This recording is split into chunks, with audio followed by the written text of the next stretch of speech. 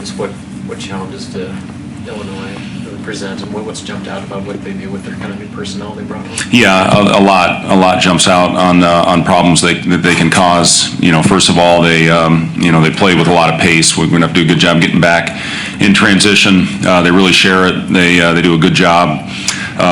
Creating threes. Jaco Jonas is unbelievably impressive at the point guard position for his age, assist-to-turnover ratio. He's a wizard in ball screens. So, we're going to have to do a good job, trying to not only contest shots, but contest passes by rotations time and close out with urgency, which we obviously did not do a great job of that early in the game the other day. And, it's funny how this game works, and, the basketball gods work. We're down 19-2. Burke dives on the floor, first to floor, that makes a great hustle play, and then the next thing you know, we're on a 19-4 run. So, we just have to make a play like that early, to set the tone and hopefully, get the advantage with the 50-50 game. The other thing with Illinois is they are relentless on the glass. They had 21 offensive rebounds in their last game against Northwestern's. They had 15 at Michigan State, which is damn near impossible to do with that team and their physicality. They lead the nation in rebound margin, and they crash everybody. So it's not just, they don't send anybody back. They all five crash, and if we don't make contact and play physical, it's going to be a long day. With the perimeter defense, I know you've talked about how the scheme works and can be elite when the effort is there. How far away is the effort from being to where it needs to be? I look at it this way, Robin. 23 days ago we were 12-2. We were 2-1 in league. We had the 9th-ranked defense in the country, and I think we were projected 5 seed. We were doing a lot of really good things. We've lost our identity. Our identity was a gritty, dirty, ugly, just grinded out type of team. And right now we're not getting those stops, and it affects the ball going the other way. When we got stops, we got 11 in a row at one point in that Wisconsin game the other day, and you saw what that did to our offense. We're not great when we have to take the ball out of the net. So if we can string stops together like we were doing earlier in the season, that's going to be our chance. It's going to be our only chance. We've had a lot of very long, real discussions with our group these last couple days, and I hope it carries over. We can't have a here we go again mentality, and I've seen that when the ball isn't going in the basket, when teams are hitting shots, whatever they are, semi-contested, contested, heads drop, and we just are not worth a damn when that happens. So we got to find a way to battle through these tough times, through adversity. We found a group that got it going. Unfortunately, Rollie picked up his second foul when we were on that run, and Sam, couldn't even breathe. So, had to make a couple subs, and you hope your guys go back in and build off what the bench guys did, or whatever group was in there, what they did. But we didn't. That thing flipped right back. Our energy dropped, and we never got it back. So, when we're doing things well, we got to continue on with those things. There's a formula, and when it's working, we're a pretty good team. When you talk about like body language and that sort of thing, how surprising is that on a team with 6 seniors that's been? Well, listen, I've been around this game a long time at every level, and it happens, regardless of what it is when you're going through a difficult stretch. We got to get a win. We have to get a win to get our guys some confidence and to get out of that mentality of, here we go again. But, it's, again, when things are going well, I kind of see us right here. When things are going good, we go here. When things aren't, we go like that. And you have to be here regardless of the circumstance of what's going on the floor. And, I hate even saying this because I know it doesn't matter, but in practice, we're pretty damn good, But when the lights turn on and when the adversity hits, for whatever reason, we lose that. We kind of get that blank look on our face, and we got to get out of that. If we have any chance of winning, any chance of making a run, we got to get out of that mentality. The other thing I look at, and again, you try to do everything you can to talk to your group about, the sky it's crumbling, but it's not falling all the way down. I look at our team 2 years ago, Bandamel and Juwan go down. We're 3-9 in league. And all of a sudden, we flip it, and we go 6-2, had the best record in the Big Ten in February with a depleted roster, but we fought, man. We fought every day. So we can turn this thing around. But I'm sick of saying it. It's like I'm beating a dead horse in that room saying, all right, there's time, there's chances, but we're running out of them. We're running out of time. So, we got to get this thing going. And, what we did in this building a year ago was special. And we got to get that back. And then we get to go on an extended road trip, which I think will be good for this group to be able to spend quality time together, similar to our tournament in Hawaii when we were playing some of our best basketball of the season. But it's all about tomorrow, man. I mean, we took our board down. We had standings in there. We have Nebraska and Illinois, and that's it. And these games have to be our Super Bowl, for the rest of the year. One game at a time if we want to get out of this. I know it's the oldest cliche in a book, but that's where we are right now. Is there a role that sports site can play where it's maybe the same message but coming from a different person? Yeah, and I'm confident in our sports psych department, and we have a sports psychiatrist that is at practice. She's in our locker room. She's at our games. So yes, I do think all that. When you look at everything, Kurt Joseph, he does meditation with our guys. He has a mindfulness program that he does with our guys. They do yoga. So we're trying a lot of things, Amy. And again, you just got to go out there. And, I'm sick of talking about it. You got to go out there and execute it.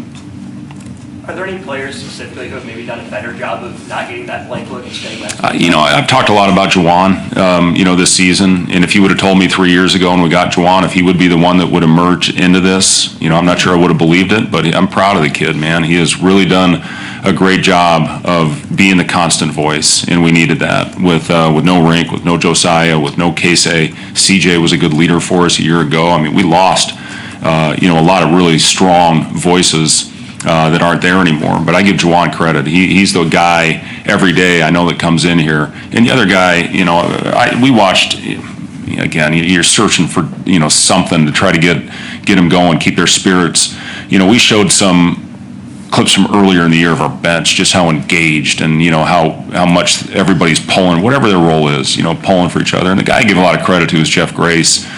Most people probably don't even know who Jeff Grace is, but when I see Jeff Grace, when I see Henry Burt out there scoring a basket and see the group jump off, they love those guys, man. And Jeff Grace is going to go down as one of my all-time favorites. He is the voice. He and Juwan are the two I hear more than anybody. And Jeff, he's played a couple possessions at the end when we need a steal, to go in there. But I'm just telling you, man, you got a kid like that knows he's probably not going to get in the game, that brings a voice and tries to get the guys going and brings an energy and it has a unbelievable spirit to him. And, when you see your guys pulling for guys like that, we need to get that back. If everybody could have Jeff Grace's spirit, man, it would make our jobs a lot easier. But, to answer your question, yes, Juwan, Jeff, those are the voices I hear more than anybody.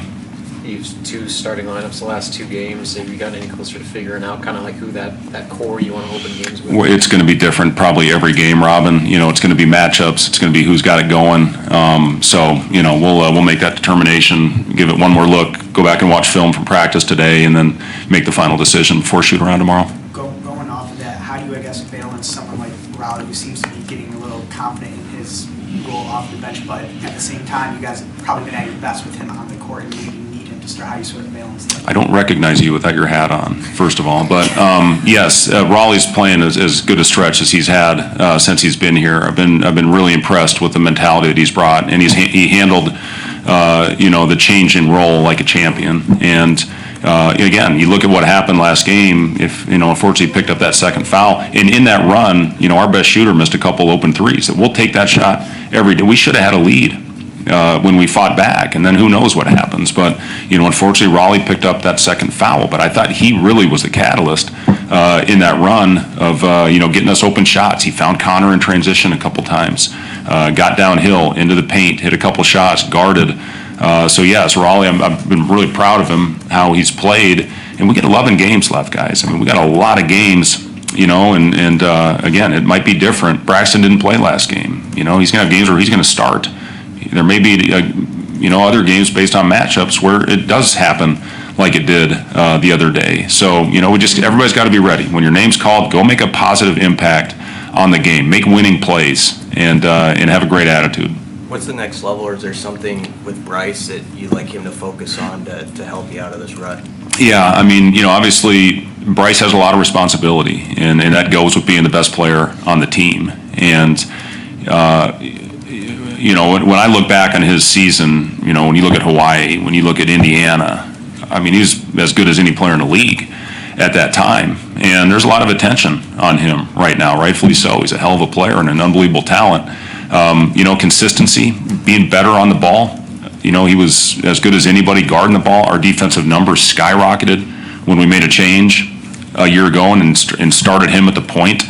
And, a lot of that was because of his defense. So just that defensive intensity, consistent defensive intensity is very important, not only with Brice, with everybody, with our whole team. And, urgency, that's a big word, urgency, consistency, all those things that you try to do to get your guys going. But you need it out of your older players and your best players. They got to bring it, man. They got to bring it or you're not going to win. So Braxton not playing was just matchup? It was a matchup thing, yep. In the current era of rosters changing in college basketball, how has a team like Illinois managed to maintain success with an entirely different roster? Yeah, they got a couple pickups late that really, they got two of the best players in the league, and it happened kind of late, and they flipped and switched schools, and give them credit. They are a exciting, fun, they've won 3 road games already. One of those was a 32-point win at Oregon. So they're playing as well on the road as they are at home, and they can come in and embarrass you. And look what they did at Indiana. They won that game by 30. So yeah, dangerous team. And again, they play so hard, man. They're so physical, and Brad's done a great job. So this team, again, with their talent level and their skill and their toughness, they're going to be in it right at the end. Just because we're not going to have a press conference before the out west trip, you mentioned Hawaii. Is there any benefit just the fact that you guys have already had like a 3-4 stay on the West Coast and maybe have a better idea of how to manage sort of that stretch than other Big Ten teams who are doing that for the first time? Well, I don't know. I don't know if it's an advantage or not. I think a lot of it is where your headspace is. And right now, obviously, we're not playing, to the level that we were playing at that time. So we got to grow tomorrow. That's a big game for us. Whatever the result, we got to learn from it. We got to get better from it. But yeah, we go out there and we're still figuring out exactly if we can stay over. We're going to stay over in Oregon, try to practice there as opposed to flying and practicing at Washington, and then we'll get a day in the arena in Seattle and then and play. And we're going to stay over. I talked to John Cook about this. When they played out west, they ended up staying overnight and flying back the next morning, which I think is better than getting home at 5 a.m.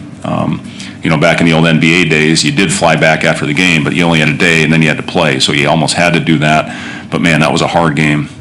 So we'll have 3 days when we get back, but again, our sole focus right now is Illinois. I could give two, what's about our West Coast trip right now. We got a big one tomorrow night.